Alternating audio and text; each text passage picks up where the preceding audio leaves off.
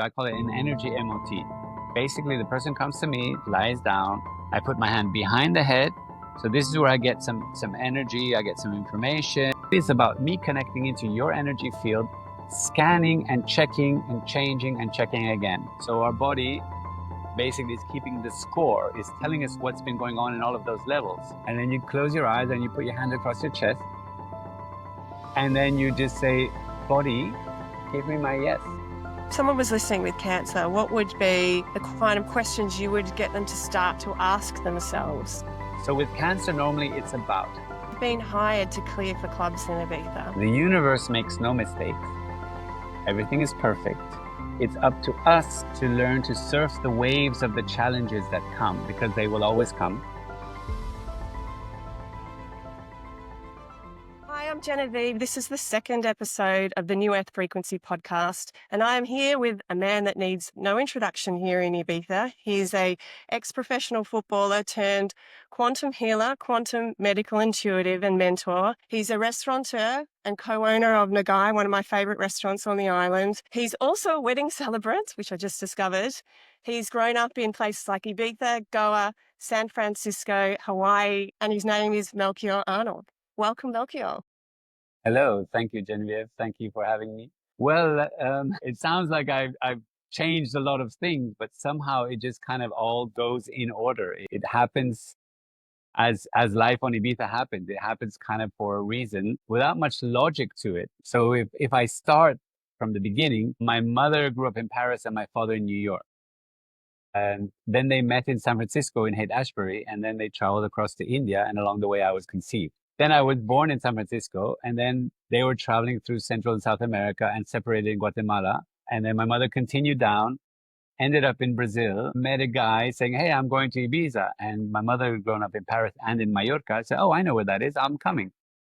He became the father of my sister, a legendary figure in the hippie world called Blind George. And so all of a sudden I have a new stepfather. I'm in a new country, learning a new language. And then he was American, so he came back to America. And my daughter was born at that time. And there was, no telephone. So he was blind. So his letter writing skills were perhaps a little bit rusty. So sometimes he wrote letters on the typewriter, but he might miss one letter over. So you had to decipher what it was saying. Amazing guy, really a lot of stories. I could write a book just about him. Anyway, then my mother meets another American guy in Ibiza called Michael Mills and has my brother. So then my mother is 27-year-old with 3 kids, myself, my sister 3 years younger than me, and my brother 5 years younger. But it's Ibiza, it's wintertime. We're living in an old farmhouse finca with no running water, no toilet.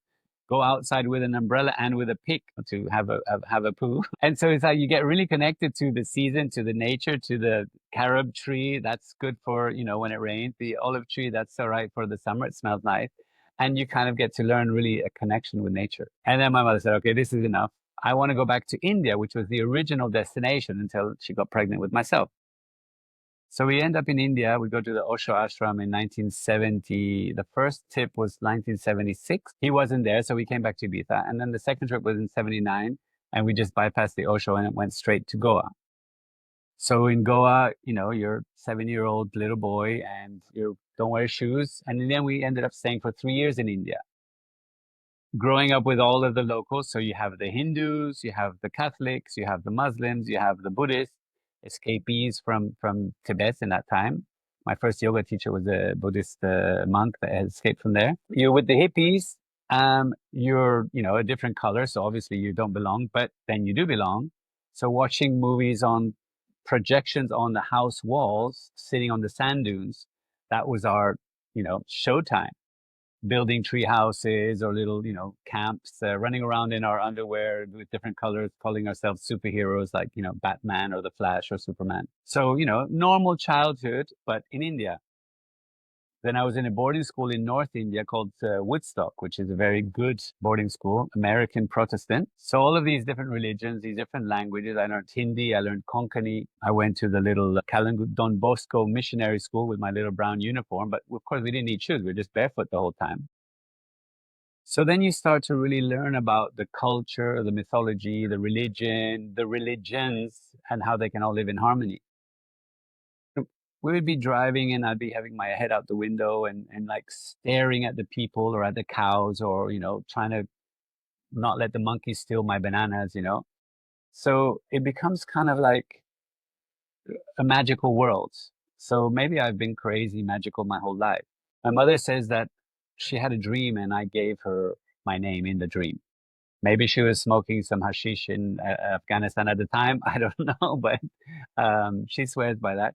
My mother's an astrologer, a tarot card reader, a writer, a dancer, a traveler, a Sagittarius, want to change the world person. And my father, he's a Gemini. He studied the runes a lot, but also renounced the world and became a sadhu, traveling through, uh, going to all the festivals, the Burning Man's, the Boom Festival, the Love Parade, the Street Parade, the Techno Parade, all of those. And like, okay, but it's like he had this illumination at the Kumbh Mela, which is, 12 or 14 million people in India. And he felt this little drop of awareness. So the conversations I have with my parents have always been very interesting since a young child. And then the first book that my mother gave me was a numerology book, and then Khalil Gibran, the Prophet, and then the I Ching, the Book of Changes. Then we're living in India, and then we moved to Hawaii. And in Hawaii, I got fascinated with the Huna magic, with the Kung Fu, with Bruce Lee, with David Carradine, with all of the magic of the dragon and of the tiger and martial arts. So then we came back to Ibiza in 1982, and there was the Football World Cup in Spain. So everybody was football mad. And I was like, wow, that sounds really cool. And I'd already played football, obviously, on the beach in Ibiza with, and in Goa with, barefoot and hitting the rocks and stuff like that. But I wasn't very good. It was just something to do with that, something I enjoyed.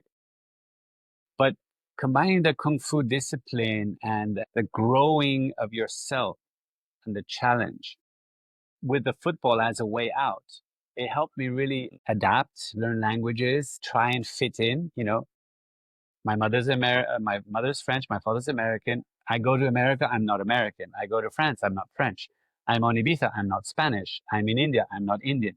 So in the end, the question is, where do you come from? Who are you? Where do you belong? Where do you, And that's a very interesting question, which I don't have an answer to. You're a cosmic citizen. Well, growing along the way, you learn about the value of numbers, and playing football, everybody's got a number. And then the way they played taught me about their personalities. And then trying to fit in, trying to learn the language, the culture, the religion, the jokes, the tonalities. For example, I cannot sing a song, but I can distinguish tones and languages and accents from all over the place. I mean, I speak lots of languages, and I also know little cultural bits about different places and different people. So they're like, how do you know that? Of course, my fascination for mythology and history and local traditions then helps me in my session. So cut a long story short, went to India from 7 to 10, came back to Ibiza until 17, played football. I was, selection of Ibiza, and they said, oh no, he's a foreigner, he cannot play. So that really frustrated me. And my father at that time said, okay, come back to San Francisco and study and get your high school degree and go to university. Basically, I'm the only one on my father's side of the family that never went to university or finished it at least. So I went to San Francisco at flying colors. I scored lots of goals. I became semi-pro there, and I got selected to the California selection. And somehow they lost my paperwork, and it was like, what? And so there was a big game, California against Germany, and I couldn't play, even though I was selected because they didn't find my pass. As soon as the game was over, they found my pass. So it felt very, very not good. So I got a bit fed up about that. And I was playing on two teams, the youth team, we're California champions, and then on the adult team. And the guy said, hey, why don't you go to Bolivia and, get some extra good training and turn pro? And I said, why not? I'd been working and I was not so interested in university. I wanted to become like a diplomat or international affairs or something like that, or journalist. But it really wasn't so fascinating. I had a job at the newspaper, and I was like, the editors have more power than the writers. I was like, I don't like this. So I spent all my money and went down to Bolivia for 3 months and lived with a family and trained twice a day, 5 hours a day. and came back and was ready to become professional. I just turned 20. But in America, the league folded in that year, 1992. We had almost made it to the Olympic Games. We lost in the final of the Far West Regionals. The champion of America went to the Olympic Games. So it was very frustrating. It was like, okay, I don't want to go to university. I can't play football here. There's no professional league. So I met a guy and said, hey, come to France. I'll get you there. So I flew to Amsterdam. My mother was living there. I was going to go to France and he disappeared. So I tried out in some teams in Holland. And yeah, you're good, but maybe go to Belgium.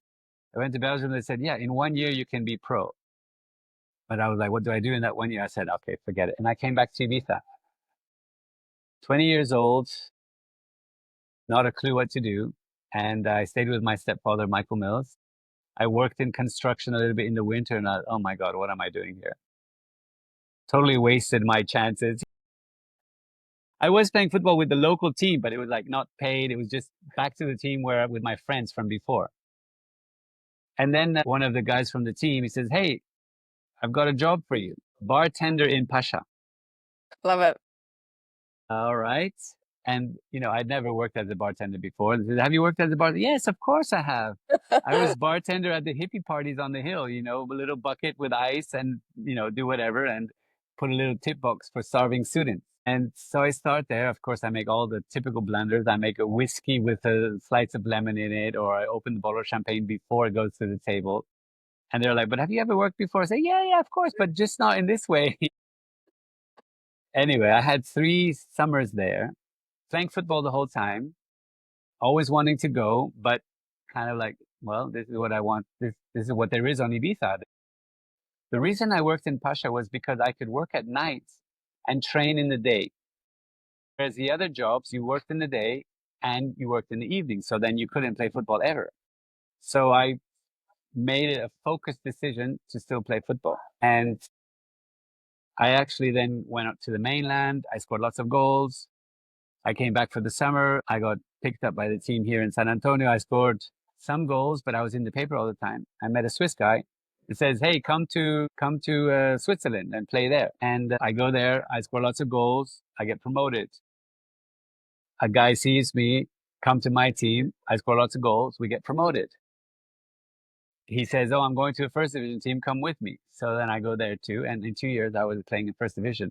I played my first game in first division when I was 27. During this whole time, I was always doing the I Ching, the tarot, numerology, studying personality, psychology, sports psychology, whatever I could to get an edge without getting doping and I studied nutrition, I studied vitamins, I really everything for performance without doing anything that was detrimental to my health or illegal, right? And of course, you have plenty of time to talk with the other players, and I help them adapt, become translator, help them out with their, relationship issues, with their loneliness. So I had so much practice. And then, And were you aware, Melchior, during this point that you had this sort of extrasensory intuitive gifts that you were applying? Or for you, it was just being you? It's just what you were interested in?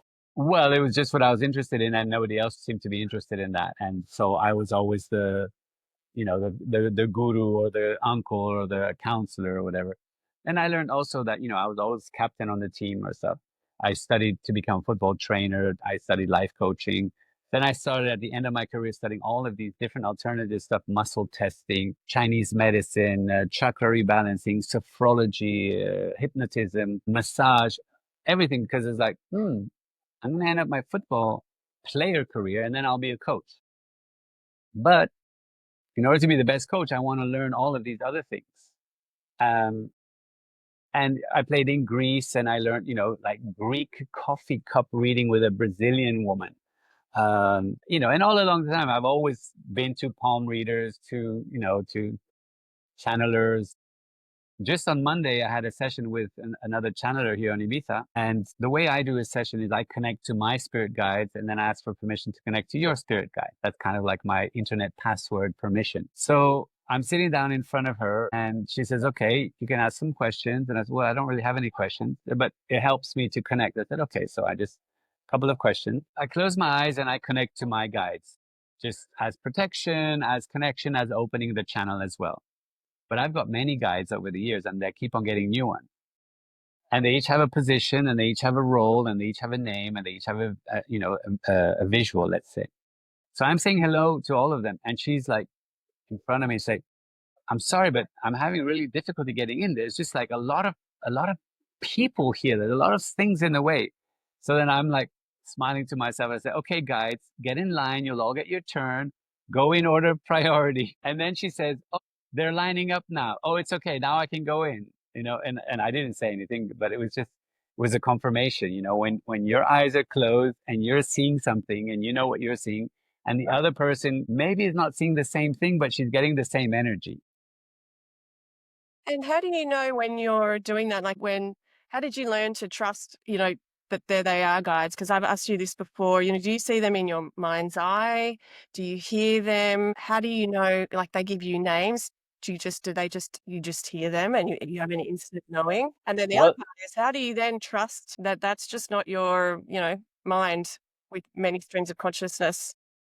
okay, beautiful question. Yeah, it's one of those things. Well, first of all, a lot of the guides are idols. They can be animals. They can even be fruit if you want.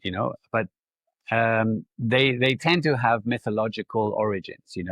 So, for example, when I do a session on somebody from Brazil, most of the time I will get the goddess Iemanjá, the goddess of love, right? But there's a whole range of different candomblé gods that I don't know their names, but sometimes they will pop up and they will say their name.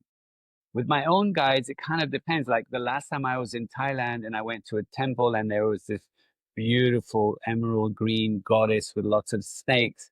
And then a few sessions later, all of a sudden she pops up in a position and I recognize her. So I know her name because that's her name. Other ones, for example, you might get a wolf or a bear or a dolphin or a boar or an eagle or an elephant. And then somehow they say their name, but you don't hear it. You just kind of know it. So the way I salute my guides is I see them and salute them by name and by position. And so then it creates for the outside person trying to look in a huge barrier of chaos. For me, it's all in order and it's in a kind of spiral, up and down, in and out, up and down, in and out, around uh, logical sequence. And it's actually in the sequence of their arrival in my life, which always happens after some kind of significant growth shift of awareness. But the first time I started, I did a course and I went to a medium and she scribbles and she said, give me your birthday. I gave my birthday. And she said, okay, I'm connecting to your guide and this is her name. And she wrote it down and she gave me that piece of paper and I still have that piece of paper. And so you mentioned you use birth date to unlock. I guess a lot of quantum healers or people, energy workers, they had their own methods of, would you call it like a permission slip to yourself to access information? For you, it might be birth date. For someone else, it might be another coffee cup reading. Well, when you turn a computer on, you have like the on button and then you have your computer's on. But you might have different profiles there. And so you go into, your profile or your husband's or your daughter's and you have a password there. But then you have another, like you need a network and then you have a password to connect to the internet. So the first time, for example, with Reiki, when you do a Reiki course, the first, they kind of like, they open the connection, right? And they give you a password, which is you might have to put your hand on your heart or like this and breathe 3 times and ask for permission to connect. For example, that's one way, right? So over the years, I've done so many different courses with so many different teachers that in the end, it's kind of like a real Reiki Meister will probably say Reiki on, Reiki off. And you touch their energy field or you get close to their hand and you can notice the difference when it's on and when it's off. I can do that too. A lot of people can do that. It's just, and this is very interesting because a friend who actually knows Dr. Joe Dispenza, and she's like, I used to be so easily connected to the quantum source, and now somehow I can't do it. I can't meditate. She's going through a hard time, whatever. And I'm just thinking, because you're trying to connect from the mind, the easiest connection is through the body. So on this Monday, when I was doing this, having this reading done for me, when she started to connect, I started to get goosebumps up my leg. And at the same time, I was closing my eyes and I was saying hello to my guides. But I could feel the goosebumps up my leg. So whenever there is something magical like this, where you have a goosebumps, a sneeze, a yawn, even a burp, a shiver, a coldness, a stillness, there's this kind of like, we're trying to see and hear and feel with our mind, forcing it, whereas actually it's one step back. It's zero, and it's just very subtle. And with practice, it gets clearer and clearer and clearer. So By practice, it's trusting, I imagine, just trusting what's coming through, because I often hear, channelers say doubt. Doubt is sort of what gets in the way. And I guess, how did you learn to trust? Just like you say, practice. well, the proof is in the pudding, let's say, let's put it that way. And that has always helped me. So the first technique that I learned, really, that I put into practice, apart from the numerologies and the astrologies and the tarot cards and the animal cards and I Ching, whereas you're still kind of like guessing, right? But with the muscle testing, with the kinesiology, Touch for Health, it was very simple. It's like you do each test, and whichever one the muscle goes wobbly, you ask a question, you touch a point, you pass a meridian, and then you test again, and then it's strong, and you move on. The magic of that was that those questions, or I have lists of words with numbers. You say, choose a number, and this is the number, and this is the word, and they go, oh my God, how do you know that? And so that practice and those results bring the trust. So it's like with everything. At the beginning, you're an unconscious victim. Let's say you don't know that you don't know. Then you're a conscious victim. You realize that you don't know. You say, oh shit, there's so much more out there that I would like to learn. So you're a quantum healer. What does the quantum part mean? And it'd be great to know, to talk through what you do in a session. Somebody comes to you. Okay. So basically, if you take your car to the mechanic, there's an MOT, right? The check. So this is what I do. I call it an energy MOT. Basically, the person comes to me, lies down. I put my hand behind the head. So this is where I get some energy. I get some information. I can feel the pulses, the subtle pulses, and I put my hands here. And this is also a calming point. And I can feel like a beat here and a beat here, and then they start to beat in harmony. So basically, it brings your brain waves length down. So what I do is I check 360 degrees everything in your body, in your internal systems, in your energetic systems, and in your external energy fields to check what is on and what is off. And I turn everything on, and I modify or modulate whatever is too bright or whatever is off. Okay. So, for example, you hurt your shoulder. Okay. Say we have 7 main energy bodies. There's the physical one. So you hurt your shoulder because you carried a backpack with school books and you were walking wrong, and it's heavy, right? Then you have a metaphysical level, which is, what are the shoulders meant for? The shoulders are meant to carry weight, responsibility. So what is the meaning behind it? Are you shouldering a weight that doesn't belong to you? Is it the left side or is it the right side? Is the left side the feminine and the right side the masculine? Is it the past? Is it the future? So we ask all of these questions. How do I get the answers? Sometimes I just know. Sometimes I have to do a muscle test to double check. Okay? And the whole scientific method to it is I check, I do something, and I check again. If it has changed, great, I continue. If it hasn't changed, I have to do something else and check again. So it's not about hit or miss. It's about test, do something, test again. When you're satisfied, it's strong, the answer is yes. From the other person, from their body, or from your own methodology of testing, I can also use the pendulum. I can teach you to do it as a body pendulum if we're doing a session online. It's about me connecting into your energy field, scanning and checking and changing and checking again, and leaving you totally checked, totally tested, totally rechecked, totally balanced. Balancing your chakras, balancing your meridian, balancing your outer levels. Okay. After the metaphysical, which is the meaning beyond the physical, then there's the mental, your thoughts, your expectations, your beliefs, your judgments, all of these things, they have a play. You know, if you think your life is great, you will notice the great things. If you think your life is shit, you will notice the shit things. It's kind of like Google or ChatGPT. we find what we search for. So we have to be careful what we search for. Then the next level up will be the emotional level, which just connects to the Chinese meridian. So there are basically 5 emotions. There's, fear, and there's worry. That's kind of imagination of the future. And then there's sadness and anger. That's kind of a memory of the past. And then there's love, joy, understanding, compassion, which is being in the present. So all the Chinese meridians, I control them all. And then we come to the psychological, which is kind of a mix of the emotional and the mental, a bit out of control, out of logic. So these can be phobias, habits, addictions. Where are they coming from? What are they doing? How did they develop? In what moment of trauma shock did they happen to be? And then afterwards, they used to be good, but now they're not good anymore. But because they used to be good, I can't get rid of them because I still have them in the good category.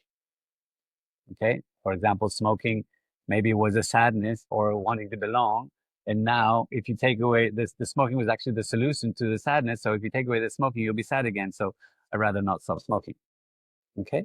Then we come into the 2 extra last ones, which are, so we're going like a bit further out here, right? We're going up, up, up, up. Now we're on the psychic one, which can be the energy of a place, an attic or a haunted house or a curse, or, say when people take ayahuasca or something, it can be, wow, it's a great connection. The doors are open, but who's the doorman? Who came in as well? So it's about learning about that, about this is really good on one side. I have to be careful about it on the other side.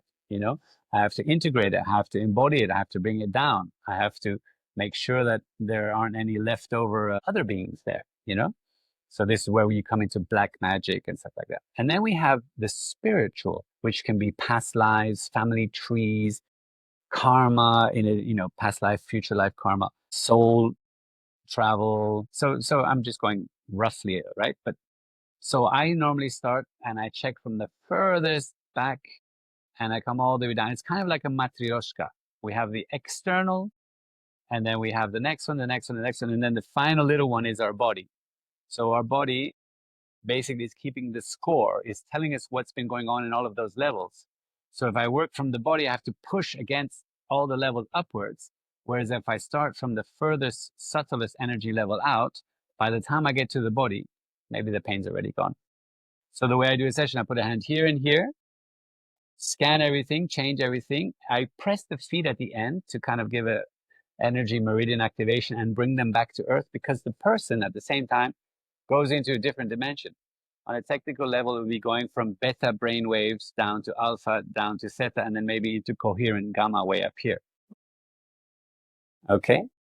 I remember reading years ago, Caroline Myss, the medical intuitive Caroline Myss, and she really opened me up into chakras. She wrote a book called The Anatomy of the Spirit, and that's where I learned that her sort of tagline was that your biography in life becomes your biology, and that was really fascinating to me. So I'm definitely a subscriber, and I've researched a lot of this sort of area myself. So, but for a lot of people who might be listening, this might be completely new to them, that your emotions get stored in your body could you explain more about that? How, I mean, obviously we have a symbiotic relationship with our body, but so many of us grow up. My parents, they didn't grow up thinking like that. And they certainly didn't teach me that. And nothing gets taught like that in school.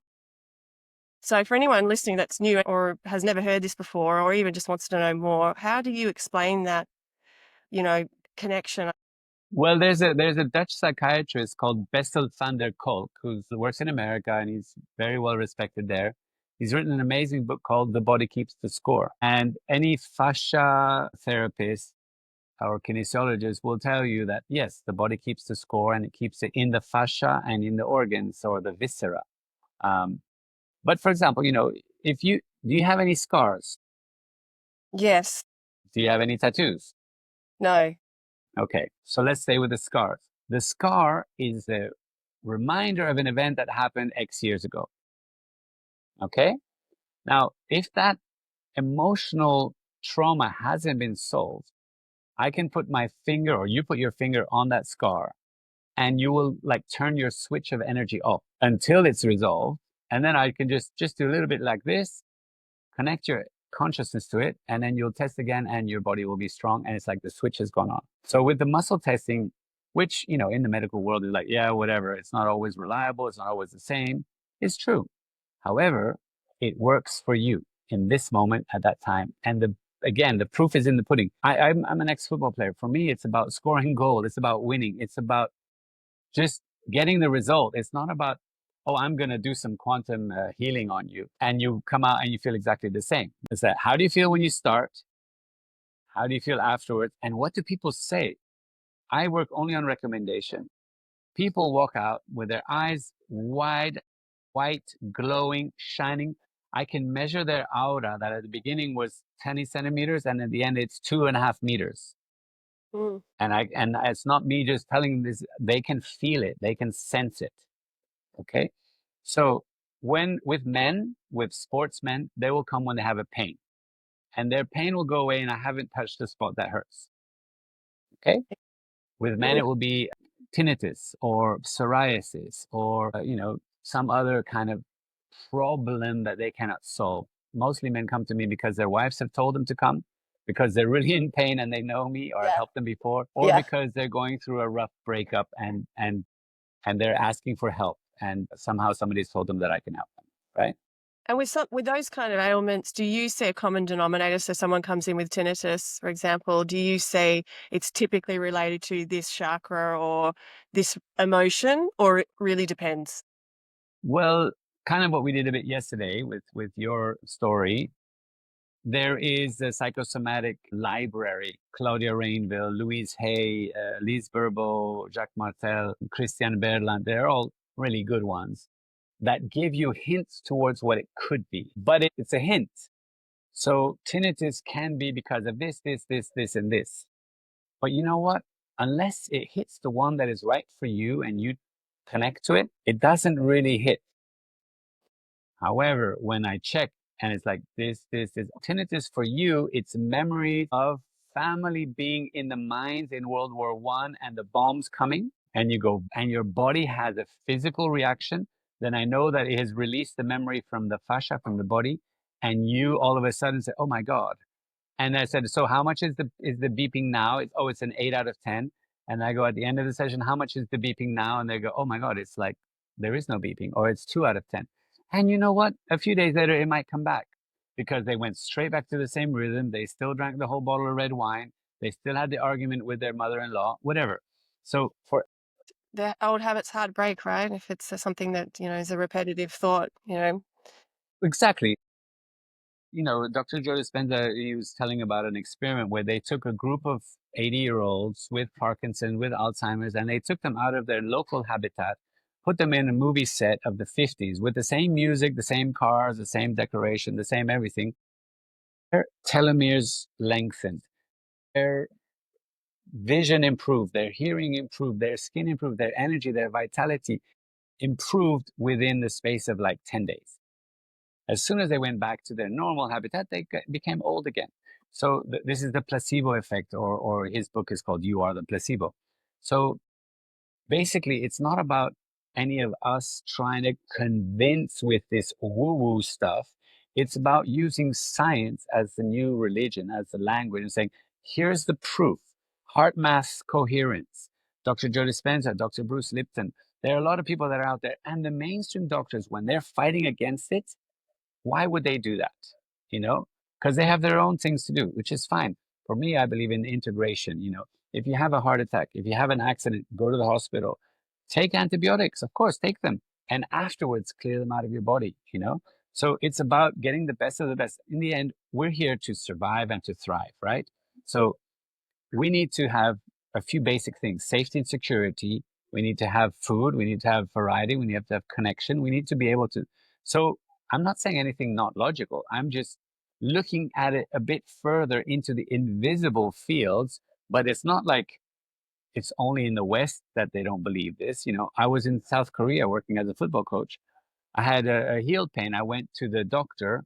He put 12 needles and a heat into my heel and said, you have to come here every day and every 2 days and like this. And then after 2 days, I knew that I was just missing home. So I stopped going and my pain went away. Chinese medicine, Ayurveda, massage therapy, cognitive behavior, there are just so many other therapies out there that really work. But it doesn't have to go against anything. We're all for life, for health, for harmony, for relationships, for understanding, for, not having a bad experience here. Look how beautiful it is. With something like cancer, because I know that's touched most of people's lives, is there something you see there, a common denominator you see with cancer? Or is that a similar question to what I asked about tinnitus? It depends. Okay.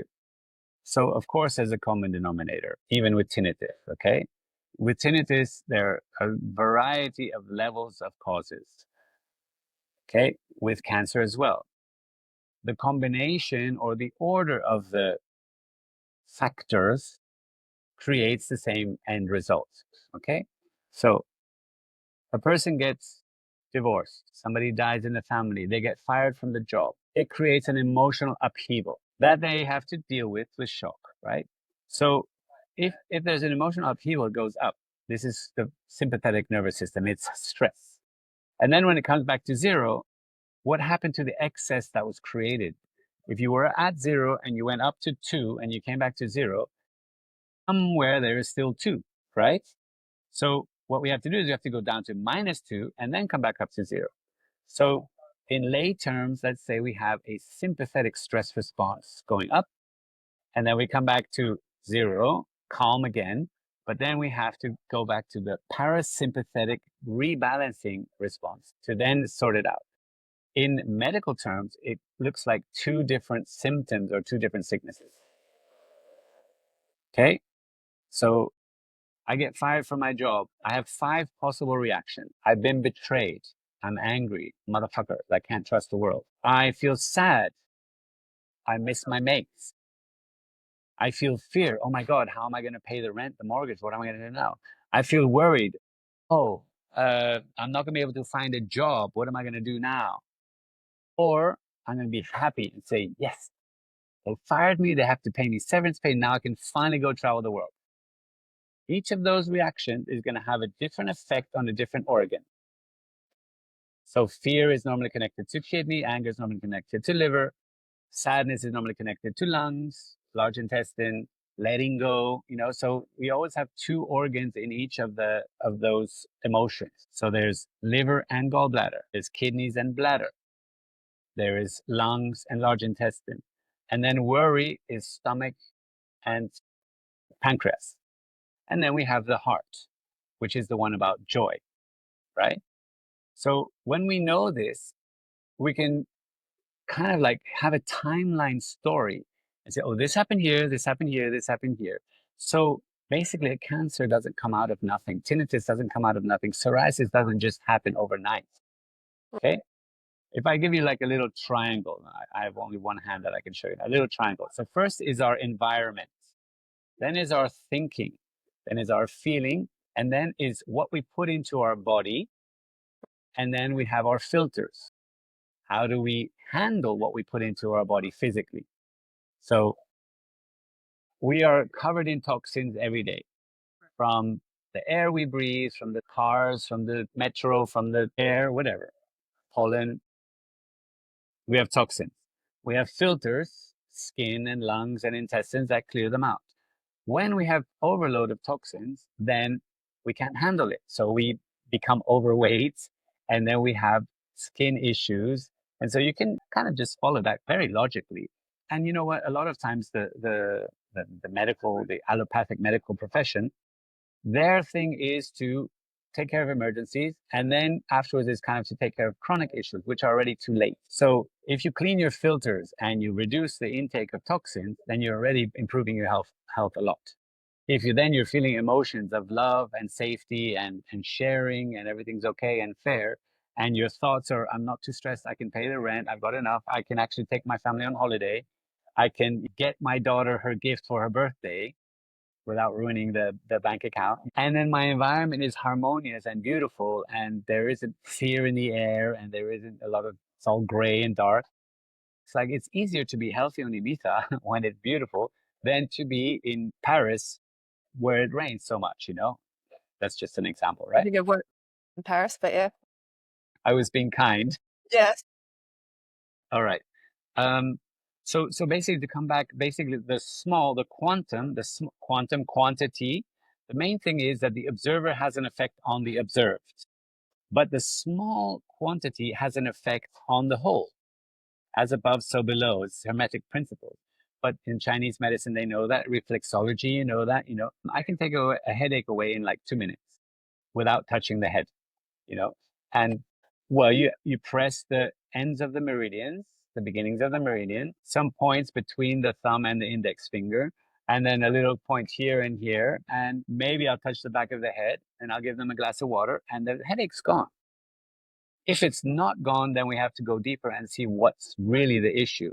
It might be an indigestion of food. There are only basically like 5 main causes for a headache, right? Let me put it as a really nice example. If the fire alarm goes off, do you turn it off? Yes, right? You turn it off because it's beep, beep, beep. It's very annoying. But what do you do after you turn the fire alarm off? You put out the fire and the smoke and you clear it up, right? And then you reset the alarm, correct? Unless you're running. Exactly. Yeah. When you're running for your life, you don't care about the sound of the fire alarm. Yeah. So Yes. let's say you have a headache and you take an aspirin. So the headache is the fire alarm saying that there's a fire.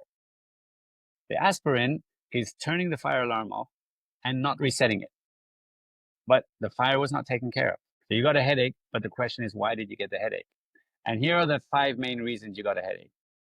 Indigestion, bad food or not digested food, poison, it can be alcohol, can be other medicine, can be, something that really didn't fit for you. You didn't go to the loo, so, dehydration and not going to the loo often are right together. Too many thoughts. You're thinking too much, so you get a headache because you haven't found the answer. You're worried, you're preoccupied. Or you've got something that is off on your skeleton. So it can be your jaws clenching, your neck position of your bed, or you did something or you hit your head, something like that. There aren't really many more possible causes. So when you check this out, then you just go through elimination, but you've checked everything. You've got a checklist and you just go through and say, okay, did I drink enough water? No, I didn't. Okay. Did I eat something that wasn't good? Sometimes I prescribe a Coca-Cola. Said, what did you eat? This is okay. Basically, you had a big chunk of pizza, and on top of it, you had a salad. So the pizza didn't let the salad digest, and the salad is on top of your pizza, fermenting and trying to somehow get out. And your body's saying, hey, fire alarm, there's a fire, get rid of the salad or get rid of the pizza. So you drink a Coca-Cola, the Coca-Cola helps the pizza go down, and Burns it all out. right, exactly. And all of a sudden you feel better. Or it bubbles it up and then you go and you throw up and your headache's gone. Okay? And then you reset the fire alarm and then you're gone. Yeah. You're good. And with something like cancer, like what are the kind of questions? I mean, I know this is a really big topic and there's so many things you would need to go through, but what would be, if someone was listening with cancer, what would be the kind of questions you would get them to start to ask themselves? Okay. I've created a questionnaire for this, or I'm creating one, improving it all the time. The main thing is this: what big trauma? Where is the cancer? Because that will give you a hint on what is the order of events. Because like the fire alarm, it starts off with a beep, and then goes beep beep, and then goes beep beep beep beep, and then goes beep beep beep, and then goes bomb bomb bomb. So our body has been giving us signs all the time. The body keeps the score, but the body is also communicating with us constantly. A little niggle, a little niggle, a little niggle, a little niggle, I've got a big pain. So with cancer, normally it's about big emotional stress that hasn't been resolved, both on the mental and on the emotional, physical side. It's about secret. It's about loss. It's about fear. It's about worry. It's about finances. It's about the image that we're trying to project and keep as opposed to the honesty and the truth. Okay. In the last few years, I've worked with quite a few people with cancer, and some have improved, some have not at all, and some have died very young, 35, the last one, very close friend's wife. Sorry to hear that.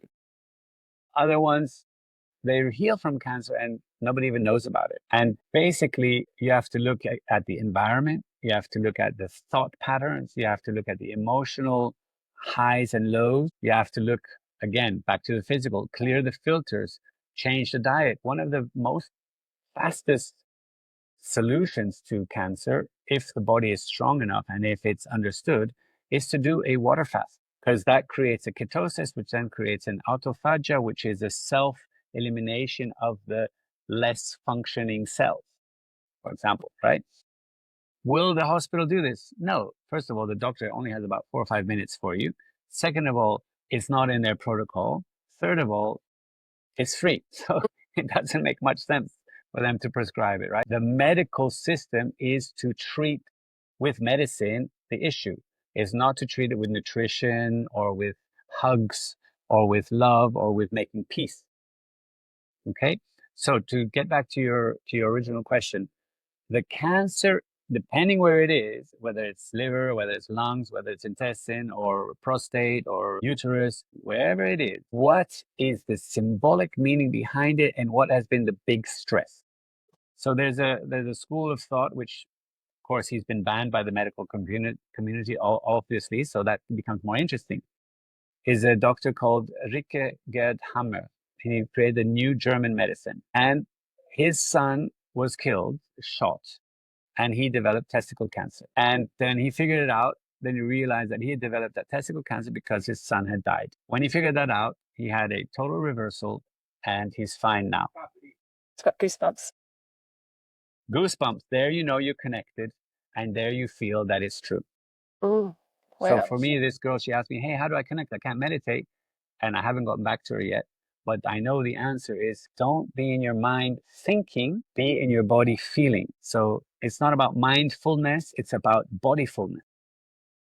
And that actually brings me on to my next question about what would be a practice for people like me who want to open up their channel or learn to strengthen the intuition that we already have,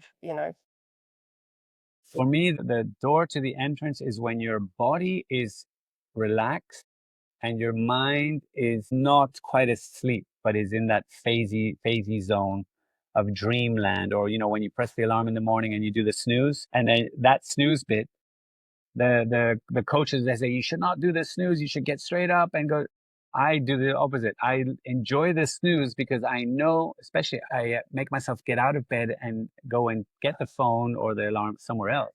So I've actually got my body a little bit into movement, and then I go back to bed and enjoy the snooze, the meditation snooze. That's where I prepare my day. That's where I get insights. That's where I get visions. That's where I see the dreams and I can modify them. So very simple thing to connect and to know that you're connected, I would say, and if you want, you can do this right now, Genevieve, is to stand up, close your eyes. I'll go off screen. Can I sit down? You can do it sitting down, but say you'd be standing up, and then you close your eyes and you put your hand across your chest, and then you just say, body, give me my yes. And you can say it out. You say it out loud so that you're conscious.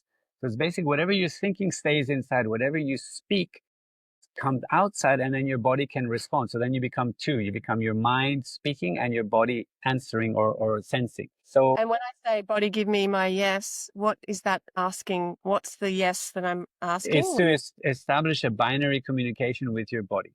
So when you say body, give me my yes, what happened? Well, I was searching in my mind, right.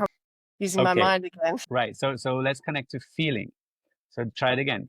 Body, give me my yes. And you can keep your eyes open because that helps with your feeling. Okay. Body, give me my yes. So what just happened? What did you feel? Did you come forward? Did you go up? Was it light? Did you sense okay? Well, I just felt sort of like an inner smile that I was connecting with my body. Okay. Now say, body, give me my no. Body, give me my no. Well, I mean, the no doesn't feel good. It doesn't feel good. And you shrunk a little bit.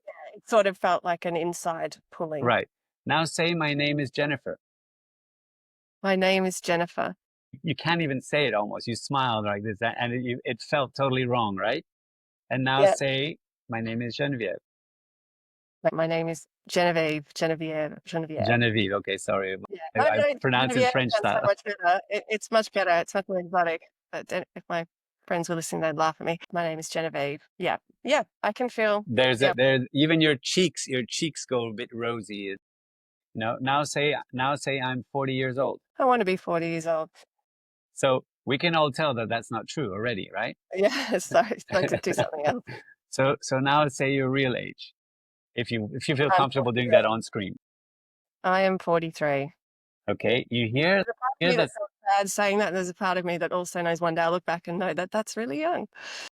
Okay, but when Alive. you said it, your tone of voice, your part of the voice, the timbre, they say in Spanish, Oh, the authenticity of it was noticeable. right. Try this. It's Say funny, actually. I did feel when you asked me how I felt, I was like, I was going to say here, but I here, didn't. right Yeah. here. Okay, so then you can say something else. You can say, I am left-handed, Yeah. I'm left-handed. and now say I'm right-handed. I'm right-handed. You can tell the difference. Yeah. So this is about your body has a feeling, a sensation when you're lying. And is it there that you can ask it things that you actually don't know the answer to? That Exactly. your So body imagine that your that what- body and your hair is like your antenna, your nano kind of thing here, right? So you're connecting with your hair, with the hairs on your arm, with your body to the truth. Now there's a conscious presence, which is the one asking the question, and then there's a subconscious awareness, which has been with you for your whole life. And then there's even, if you go conscious, subconscious, which is your pineal gland, your spinal cord, your body, and you go back one more, it's like when these two are connected, you kind of like, cling, you plug into this, or you can put it upwards if you want. It's like, oh my God, I go someplace and I can sense the energy of that place, and I can tell somebody died here. Oh, when you go to the cash machine and you feel awkward, maybe because somebody went there and the money hadn't arrived and they were like, oh shit, I can't pay my rent. And that fear energy ball just stayed in the energy field, in the ether, and you just stepped into it.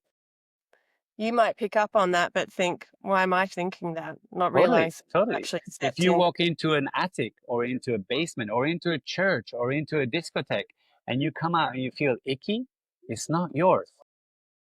So that's so interesting. So I wanted to touch on that. I know that you touched on before light and dark energy. And I when I say used to subscribe to that, used to kind of ponder that. And then over the last, I don't know, 10 years, I've been very much just really kind of almost don't really think about dark energy. And I just kind of, focusing on good versus challenges in life, good versus challenge. So I know as well you've been hired to clear for clubs in Ibiza. And so, oh, right. Am I allowed to say that? Am I allowed to No names, but yes. I don't know. I'm not name names, but can you talk? Why are they coming to you? Are they sensing that what's going on here, and why? And what do you see? What do you feel? So let's take it one step back. I mean, people ask me to do a session on them, and sometimes I go to their house and I see chaos in their room and they can't sleep. And I was like, well, feng shui basics: cluttered mind, cluttered house, cluttered mind, right? Marie Kondo does this amazingly, right? Keeping it super simple. So then they say, hey, can you come and clear the house? I just bought a new house. It's a 400-year-old old farmhouse. It feels kind of strange. And then I go there and people have been hung, people have been killed, people have been buried. And so, you have to clear the energy, set them free. This is working with the unseen, with the invisible. So if there's a place like a hospital or a nightclub or a church where people come and deposit their not good feelings, they stay there. So until somebody comes and cleans them. So as you clean the dust and the cobwebs, there's also energetic, invisible things. In the quantum world, Nassim Haramein, the Egyptian Swiss quantum physicist, he says it very beautifully. He says, everything is in proportion and everything has its place in the atoms all the way down inside the body, in the microcosmic, to the separation and the distance between the planets and the stars macrocosmically. So it's 99.99999999999% is 0.00001% is matter. So, and in the quantum, what they figured out is that basically we can be both a particle and a wave at the same time. So it's like we are specks of matter surfing in this mega galactic ocean of waves. Okay? So you can see the 0.0001%, but you can't see the 99.99%. So if I connect with this, is I can see the present and the matter. With this, I can remember the past and I can sense what is invisible. And then when I go to here, then I'm connecting to that 99%. You got to go So beyond the five senses. beyond the five senses, or to the intersenses, or the clairvoyance, clairsentience, all of this. But everybody can do it. I mean, basically, we can all do it until we start going to school and they teach us away from it. But the cats, the dogs, the birds, the crocodiles, they all know. They're not going to get caught in an earthquake or a volcano unless they have nowhere to go. But they've already felt it because it's all communicating the whole time. If I go to you like this, how do you feel? Good. And if I go like this, yeah, I'll be like, what are you doing? okay. And if I go like this, Yeah, well, I'll be like, hey. right? Okay, so let's bring it back up, you know? And just by a symbol, I've changed your sensation and your feeling across the screen. So if I go to a place and there are skulls and, you know, dark, devilish, demonic stuff there, you go in there and you don't feel that great. If you watch a terror movie, you don't feel that great. However, when you watch a feel-good movie, they're called feel-good movies for a reason.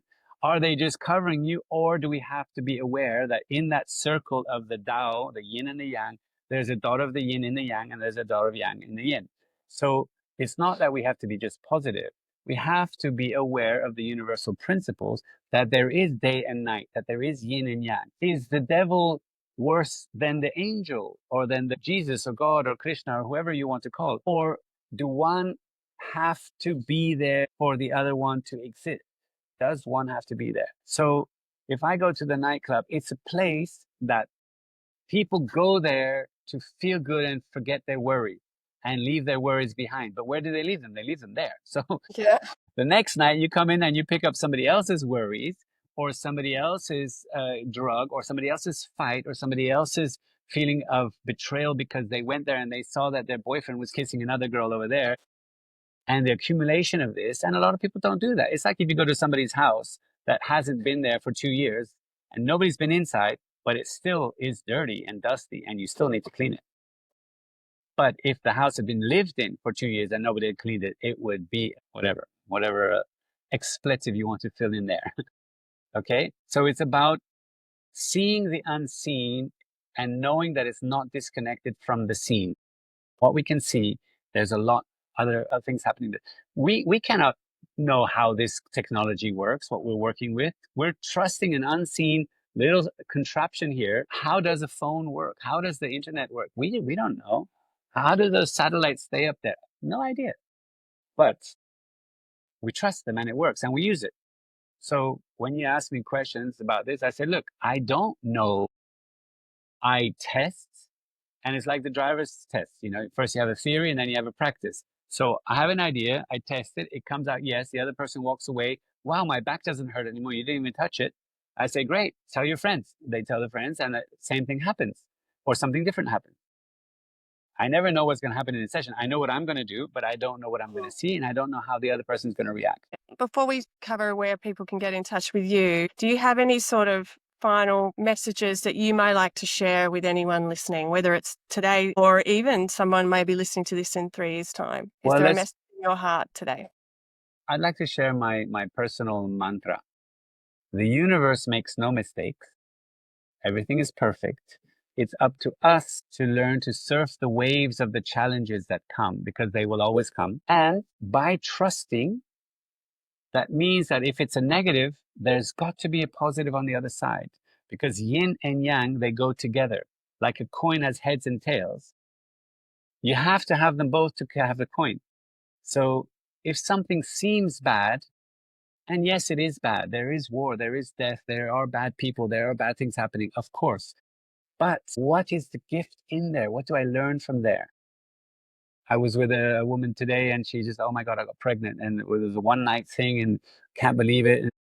What's the message here? And I said, well, what do you learn from it?